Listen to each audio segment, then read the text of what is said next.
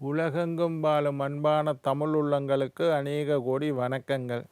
நல்ல நேரம் நிகழ்ச்சியூடாக நல்லதே நினைப்போம், நல்லதே நடக்கும், நலமாயிருப்போம்.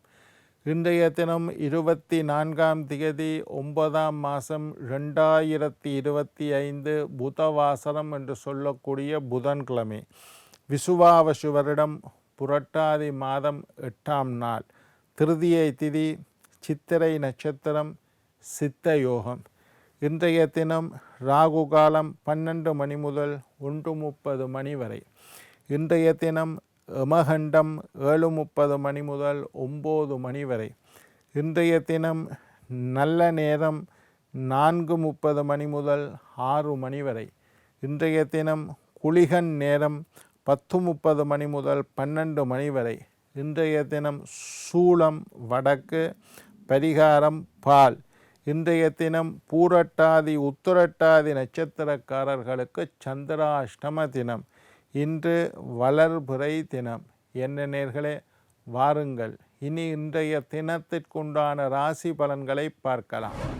மேஷம் லாபம், ரிஷபம் நன்மை, மிதுனம் போட்டி, கடகம் தனம், சிம்மம் வெற்றி, கன்னி அமைதி, துலாம் பயம், விருச்சிகம் தாமதம், தனுசு நலம், மகரம் கோபம், கும்பம் திறமை, மீனம் புகழ். ஆன்மீக தகவல் பகுதியில் தொடர்ந்து உங்களை சந்தித்து வருவதில் மற்றற்ற மகிழ்ச்சி அடைகின்றேன்.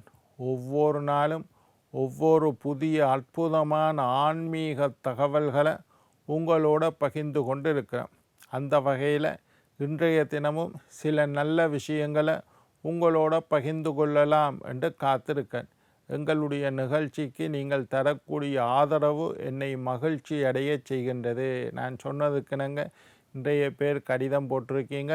அந்த கடிதங்களுக்குண்டான பதிலை எல்லாம் நான் விரைவில் தருவேன்.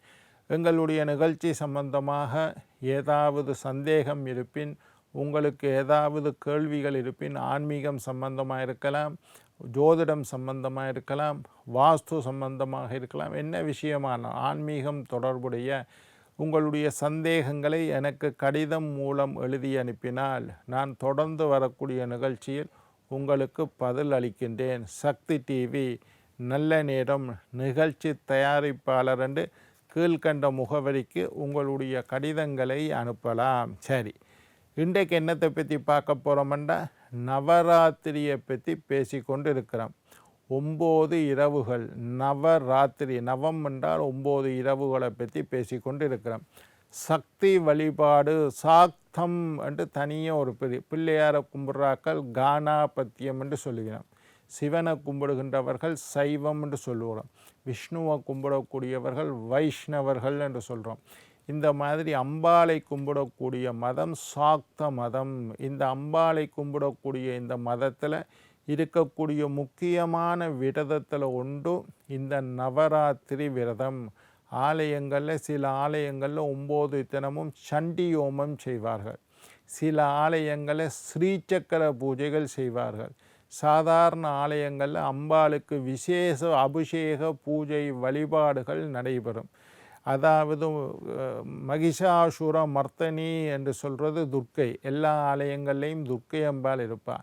இந்த முதல் 3 தினங்களும் துர்க்கை அம்பாளுக்கு விசேஷ அபிஷேகங்கள், பூஜைகள், ஆராதனைகள் எல்லாம் நடக்கும். இன்றைக்கு நவராத்திரியில் 3வது தினம், துர்க்கை அம்பாளுக்குண்டான இறுதி தினம். நேற்று முந்தநாள், இன்றைக்கு முந்தநாள், நேற்று, இன்றைக்கு 3 தினங்களும் துர்க்கை அம்பாளை வழிபடக்கூடிய தினங்கள். இந்த 3 தினங்களும் வழிபாடு செய்தால் எங்களுக்கு வீரம் கிடைக்கும். வீரம் என்றோன்னு வீரம் மட்டும் இல்லை, நல்ல ஆற்றல், உற்சாகம், ஆரோக்கியம், திறமை, இதெல்லாம் வீரத்தினுடைய ஒவ்வொரு பகுதிகள். வீரம் என்றோன்னு அடிப்பு சண்டை பிடிக்கிறதுக்கு வீரம் கிடைக்கல, நல்ல முயற்சி செய்யக்கூடிய சந்தர்ப்பங்கள் ஏற்படுவது, நல்ல ஆற்றல் இருப்பது, நல்ல தைரியம் கிடைப்பது, நல்ல முயற்சி, விடாமுயற்சி இருப்பது, இதெல்லாம் வீரத்தோடு சேர்ந்த ஒவ்வொரு பகுதிகள். இதுக்கெல்லாம் துர்க்கை அம்பாளை வழிபாடு செய்ய வேண்டும். துர்க்கை அம்பாள் தெரியும். மகிஷாசுரன் மகிஷம் என்றால் எரும மாடுன்ற அர்த்தம். மகிஷாசுரன் என்றால் எருமை மாட்டு தலையுடைய அசுரன் என்று அர்த்தம். அந்த எருமை மாட்டு அசுரனை வதம் செய்து அந்த தலைக்கு மேலே துர்க்கை அம்பாள் நிற்கிறது தான் மகிஷாசுர மர்த்தினின்னு சொல்கிறோம். மகிஷாசுரனோட இந்த நவராத்திரி என்று சொல்லக்கூடிய 9 தினங்களும் அம்பாள் யுத்தம் செய்து விஜயதசமி என்று சொல்லக்கூடிய 10வது தினம் அந்த யுத்தத்தில் அம்பாள் வெற்றி பெற்றால், அம்பாள் யுத்தம் செய்த இந்த 9 தினங்களையும் தான் நாங்கள் நவராத்திரி என்று ஆராதனை செய்து வருகின்றோம். இன்றைக்கு வராகி அம்மனினுடைய வராகி அம்மன் தான் இன்றைக்கு தோற்றம். நவராத்திரியில் ஒவ்வொரு நாளும் அம்பாளை ஒவ்வொரு வடிவமாக நாங்கள் மேற்கொள்வது வழமை. நேற்று ராஜராஜேஸ்வரின்னு சொன்னேன். இன்றைக்கு 3வது நாள் வராகி அம்மன். வராகி அம்மன் தான் தெரியும், இப்போ நல்ல ஃபேமஸ். வராகி அம்மன் வழிபாடு எல்லாரும் சொல்லிக்கணும். வராகி அம்மன் மந்திரங்களுக்கு எல்லாரும் சொல்லிக்கணும். வராகி அம்மனை எல்லோரும் வழிபடுகின்றார்கள். நல்ல ஃபேமஸாக இருக்கிறா இப்போ வராகி அம்மன். மலர் வகை கோலம், பூக்கள் மாதிரி கோலம் போடணும். அதாவது தாமரை பூவை கோலமாக போடுறது, ரோஜா பூவை கோலமாக போடுறது, கமலங்களை கோலம், மலர்களை கோலமாக போடுவது மலர் வகை கோலம் இன்றைக்கு போட வேண்டிய கோலம். இன்றைக்கு நெய்வேதனம் என்னென்னா சர்க்கரை பொங்கல். நேற்று புளியோதரை புளிச்சாதம் சொன்னேன். இன்றைக்கு சர்க்கரை பொங்கல். முதல் நாள் வெண்பொங்கல். நவராத்திரியில் முதல் நாள் வெண்பொங்கல், 2வது நாள் சர்க்கரை பொங்கல், புளியோதரை, 3வது நாள் சர்க்கரை பொங்கல். இன்றைக்கு 3வது நாள் துர்க்கை அம்பாளினுடைய கடைசி நாள். இன்றைக்கு சர்க்கரை பொங்கலை நெய்வேதனமாக பொங்கலை வச்சு சர்க்கரையை போட்டிங்கன்னா இனிப்பு. சர்க்கரை பொங்கல் எல்லாருக்கும் தெரியும், எல்லாரும் வழமையாக வைக்கிறது தான். சர்க்கரை பொங்கலை நெய்வேதனமாக வையுங்கள். உங்களுக்கு துர்க்கை அம்பாளினுடைய பரிபூர்ணமான அனுக்கிரகம் கிடைக்கும். இன்றைக்கு சம்பங்கி கடையில் போய் கேட்டு வாங்குங்க. இது கொஞ்சம் கிடைத்தற்கு அரிதான பூ. இந்தியாவிலண்டா கிடைக்கும், இலங்கையில் கொஞ்சம் கஷ்டம். சம்பங்கி என்கின்ற பூவினால் அம்பாளுக்கு அலங்காரம் செய்ய வேண்டும். சம்பங்கி பூவினால் மாலை கட்டலாம், சம்பங்கி பூவினால் சரம் கட்டலாம், சம்பங்கி பூவை அம்பாளுக்கு சாத்தலாம். சம்பங்கி பூ தான். இன்றைக்கு அர்ச்சனை துளசி தான். இன்றைக்கும் துளசியினால் அர்ச்சனை செய்யுங்கள். வராகி அம்மனுடைய நாமங்களை சொல்லி ஓம் வராகி தேவியை நமஹா, ஓம் வராகியை நமஹா என்று துளசியினால் அர்ச்சனை செய்யலாம். அல்லது ஓம் வராகி தேவியே நமஹா, இல்லை ஓம் க்ளீம் துர்காம்பிகாயே நமஹா, ஓம் துர்க்கையே போற்றி, ஓம் துர்க்கை தாயே போற்றி என்று உங்களுக்கு தெரிஞ்ச மந்திரத்தை சொல்லி துர்காஷ்டகம் படிக்கலாம், துக்க நிவாரண அஷ்டகம் படிக்கலாம். துர்க்கை அம்மனுக்குண்டான 108 மந்திரம் சொல்லலாம், வராகிக்குண்டான 108 மந்திரம் சொல்லலாம், வராகியினுடைய மூல மந்திரம் சொல்லலாம், வராகியினுடைய மாலா மந்திரம் சொல்லலாம். உங்களுக்கு தெரிஞ்சது. துளசியினால் அர்ச்சனை பண்ணணும். ராகத்தை பொறுத்தவரையில் நேற்று கல்யாணி ராகம் சொன்னேன். இன்றைக்கு காம்போதி என்ற ஒரு ராகம், அதுவும் ஒரு அற்புதமான ராகம், காம்போதி ராகம்.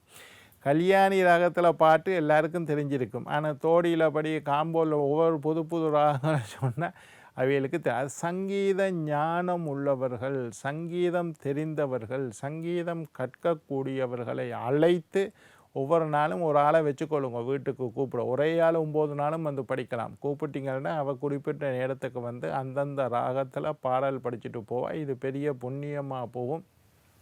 இது அந்தந்த ராகத்தில் அண்டண்டைக்கு படிக்கிறது அம்பாளை மகிழ்விக்கக்கூடிய அற்புதமான சந்தர்ப்பம். அப்போ இன்றைக்கு காம்போதி ராகம் நவராத்திரியின் 3வது தினமாகிய இன்றைய தினம் காம்போதி ராகத்தில் பாடல் படிக்க வேணும். இன்றைக்கு என்ன நெய்வேதனம்னா பழங்களில்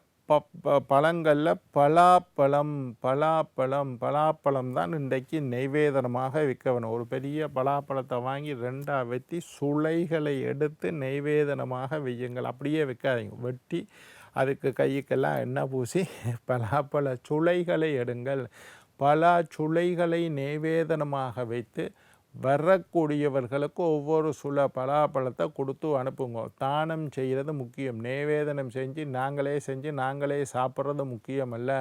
பக்கத்து வீடுகளில் இருக்கிற ஆக்களுக்கு கொடுத்து அனுப்புங்க. பக்கத்தில் உள்ள ஆக்களெல்லாம் கூப்பிடுங்க. நவராத்திரி பூஜையில் கலந்து கொள்ள சொல்லுங்க. அவையில் ராகம் பாட சொல்லுங்க. தேவாரம் படிங்க. துக்க நிவாரண அஷ்டகம் தமிழில் இருக்குது. அழகாக துர்க்கை அம்மனுக்கு படிக்கிறது. அதை படியுங்க. அப்படி இல்லையா சிடியில் பென்ட்ரைவில் டேப்பில் போட்டு கேளுங்க. அதை படிக்க சொல்லிவிட்டு படிக்க விட்டுட்டு ரேடியோவில் படிக்க விட்டுட்டு அதை காது குளிர கேளுங்க. உங்களுக்கு படிக்க முடியாது. நெய்வேதனமாக பலாப்பழத்தை நெய்வேதனம் செய்து அந்த பலாப்பழத்தை ஒவ்வொரு சுளையாக வந்திருக்கிற ஆக்களுக்கோ வென்று கொடுங்க. இன்றைக்கு அம்பாளுக்கு சாத்த வேண்டிய வஸ்திரம் நீலவர்ண வஸ்திரம். சனீஸ்வரனுக்கு உண்டான நீல கலர். ஒவ்வொரு நாளைக்கு ஒவ்வொரு கலர் சொல்லிவார். இன்றைக்கு நீல கலரில் வஸ்திரம். பலன் மன கஷ்டம், பண கஷ்டம், தீராத கவலை, பல வகையான பிரச்சனைகள் எல்லாம் இன்றைய தினம் வழிபாடு செய்தால் தீரும். என்ன நேர்களே, நாளை மற்றொரு நிகழ்ச்சியுடன் உங்களை சந்திக்கும் வரை உங்களிடம் விடைபெறுவது உங்கள் ஜோதிட சித்தர் டாக்டர் ராஜராஜ குருக்கள்.